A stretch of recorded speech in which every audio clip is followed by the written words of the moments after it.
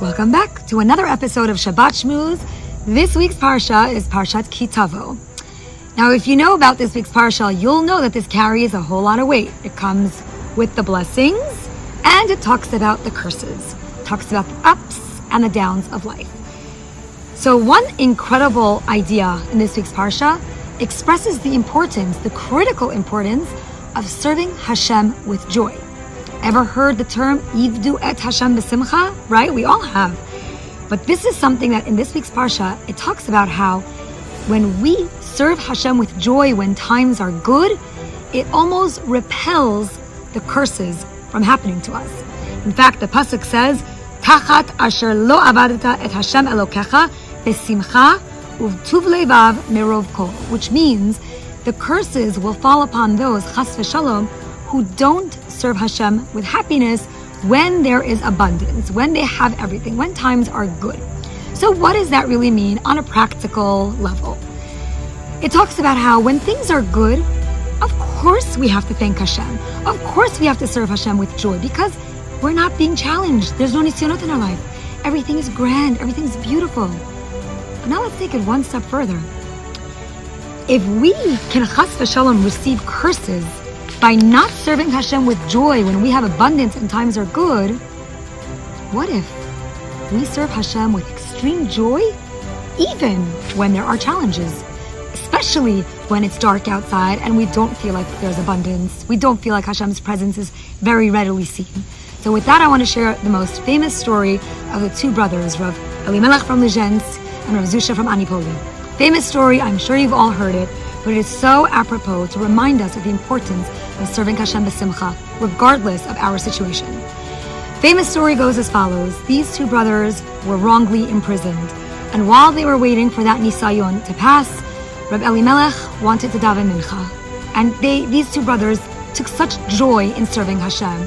But when Reb Elimelech noticed that there was a pail in the center of the jail cell, which served as a bathroom, as a toilet, it occurred to him that he will not be able to daven mincha, because we're not allowed to daven with the waist right in front of us.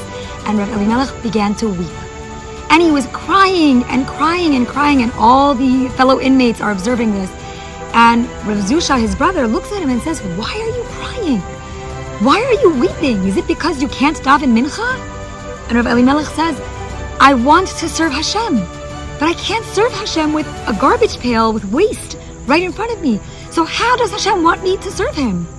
And Rav Zusha said, "The same Hashem that put that garbage pail in front of us is the same Hashem who understands that with this circumstance, we can't daven mincha. So why don't you rejoice in the fact that you are now serving Hashem in the way that you can, without saying mincha? Serve Hashem b'simcha, because if clearly you're unable to daven, this is from Hashem." And with that, these two brothers stood up, held hands, and began dancing and singing around this pail. There was commotion in the jail cell, and one of the guards passing by noticed that these two brothers are making a big fuss around the pail. So he comes into the cell and says, "What's going on?" And the inmates say, "We have no idea, but these two brothers got really happy because it's a garbage pail with all of our wastes inside it, and now they're dancing around it." So that guard walked over to the pail, picked it up, and took it out.